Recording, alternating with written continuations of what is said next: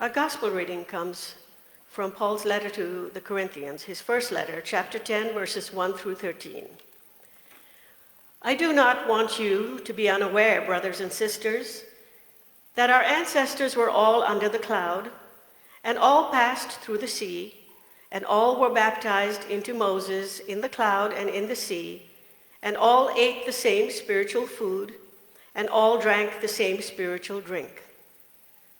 For they drank from the spiritual rock that followed them, and the rock was Christ. Nevertheless, God was not pleased with most of them, and they were struck down in the wilderness. Now these things occurred as examples for us, so that we might not desire evil as they did. Do not become idolaters as some of them did. As it is written, the people sat down to eat and drink, and they rose up to play. We must not indulge in sexual immorality as some of them did, and 23,000 fell in a single day.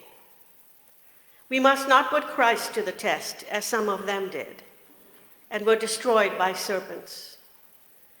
And do not complain as some of them did, and were destroyed by the destroyer. These things happened to them to serve as an example, and they were written down to instruct us, on whom the ends of the ages have come. So if you think you are standing, watch out that you do not fall. No testing has overtaken you that is not common to everyone. God is faithful, and he will not let you be tested beyond your strength. But with the testing, he will also provide the way out, so that you may be able to endure it. May God bless this reading of God's holy word. Today's sermon is a little different. Usually we focus on an internal problem that we might be struggling with, but today I invite you to think of a fledgling church, a new church, and its struggles to endure. But back to our context. We are in the third week of Lent, and we have 3 more Sundays before we arrive at Easter Sunday.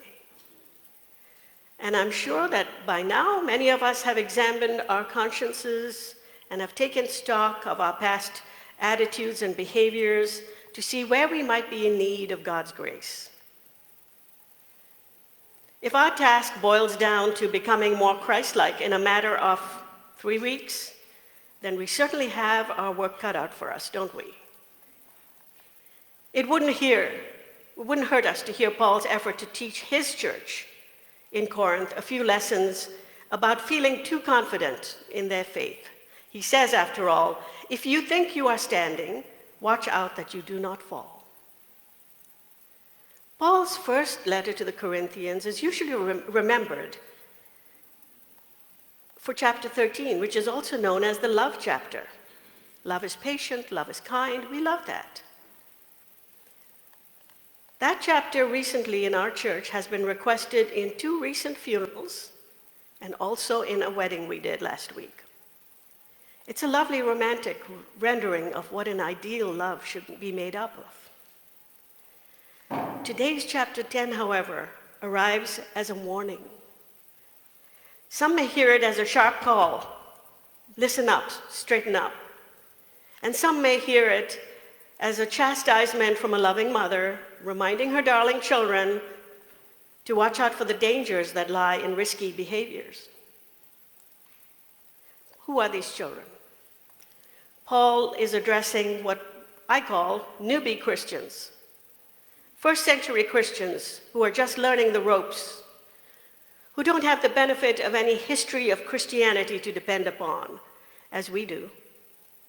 We have the scriptures to lean on, and we have the wisdom of spiritual leaders from the past who inform us.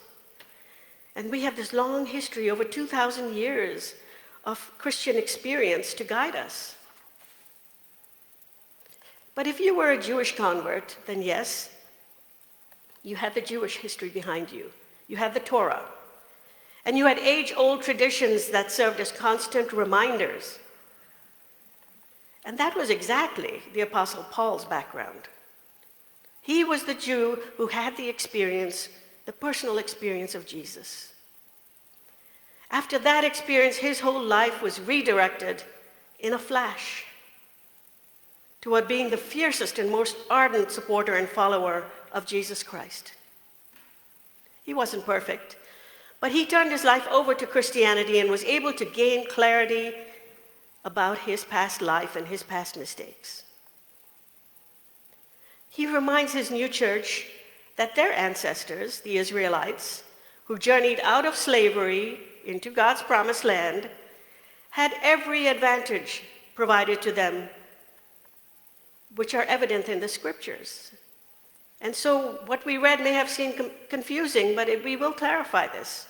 He says, our ancestors were all under the cloud, and all passed through the sea, and all ate the same food, and all drank the same fluid, and did the same spiritual drink, he calls it. For they drank from the same spiritual rock that followed them, and that rock was Christ. This is how lavishly God protected the Israelites as they followed Moses out of Egypt. Let's look at what he's talking about. Once Moses had completed every detail in following God's instructions in creating the tabernacle before he could take his people out of Egypt, it says, then the cloud covered the tent of meeting, and the glory of the Lord filled the tabernacle. Moses was not able to enter the tent of meeting because the cloud settled upon it, and the glory of the Lord filled the tabernacle. Whenever the cloud was taken up from the tabernacle, the Israelites would set out on each stage of their journey. But if the cloud was not taken up, then they did not set out until the day that it was taken up. For the cloud of the Lord was on the tabernacle by day, and fire was in the cloud by night, before the eyes of all the house of Israel at each stage of their journey. What care was given to detail? God surely loved his people. God had provided abundantly for the Israelites. They had been showered with every blessing then, but they couldn't resist sin, and as a result, suffered God's wrath. Do not become like them, do not desire evil as they did, urges Paul. These things occurred as examples of behaviors we should avoid, he says. And here he sounds like the loving mother gently instructing her children. But then Paul becomes serious. He reminds the church in Corinth of the time when Moses left his people to go up to the mountain to speak to God, only to be told by God to return to the people quickly because they had gone crazy. They had made up a calf of all the gold they could collect, and they had worshipped this calf and they had sacrificed to it. And Paul says this, the people sat down to eat and drink, and they rose up to play. Which is why Paul warns we must not indulge in sexual immorality, as some of them did, and 23,000 fell in a single day. We must not put Christ to the test, as some of them did, and were destroyed by serpents. And do not complain, as some of them did, and we were destroyed by the destroyer. We hear 3 warnings right here. Sexual immorality, do not put Christ to the test, and do not complain. Moses is the one who was responsible for ordering the massacre of 23,000. And later, for their complaining, God had cursed them with a plague of snakes. This is a picture of a vindictive and punishing God. Is God really a destroyer? How can we relate to such a God when Jesus has taught us that our God is a loving and forgiving God?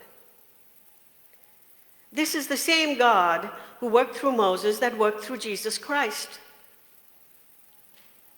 While we Christians are not expected to follow the law of the Torah, we are bound to follow the first commandment, which is the same in both Jewish and Christian traditions.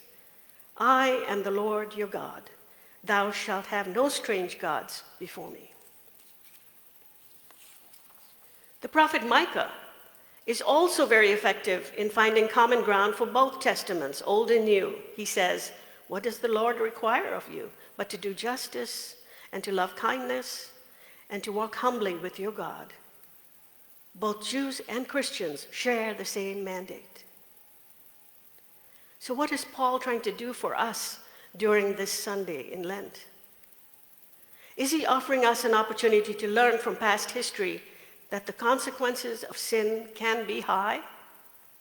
He does say, now these things occurred as examples for us, so that we might not desire evil as they did. And what is he warning his little church about? Not to become idolaters, to avoid sexual immorality, and not to put Christ to the test. We who live in the year 2022 are in danger of taking away one of two very different meanings from today's reading. So we have a decision to make.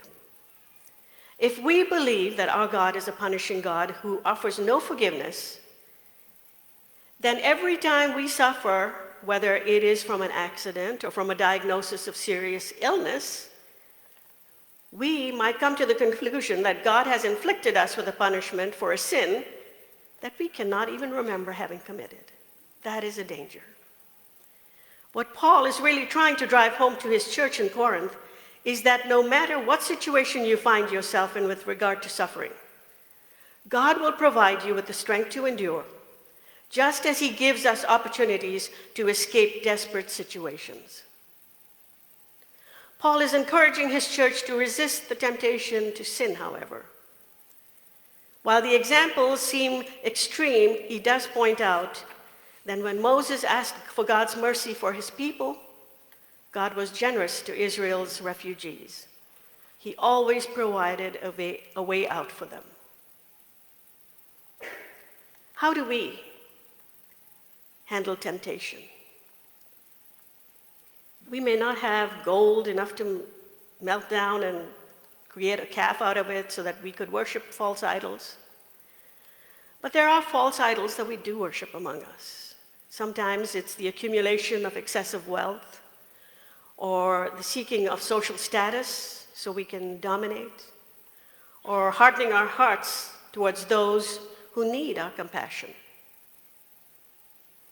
And for those of us who might be overconfident in our faith, we are cautioned by Paul that we might be in danger of occasionally putting God to the test. We might be tempted to demand that God perform for us. We might find ourselves setting up conditions for God to meet in order to be our God. Just let God be God. We are simply his creatures. There is always this huge chasm lying between God and us. It is created by human sinfulness. But there is one thing that closes the distance, and that is God's salvation. We will always be beggars of God's salvation. We will never be free of suffering. Everyone suffers at some point in their journey. You can almost hear Paul say to his people, what you are suffering is ordinary human suffering. Everyone gets their share. Hang in there, he seems to be saying. God will give you the strength to endure. And when we are tempted to sin, God gives us opportunities to escape. He provides a way out if we are looking hard. We will always be dependent upon God to prop us up when we need, and to prompt us when we find ourselves being wayward. So may God's wisdom be with you. May God be your guide. Will you please join me in a prayer?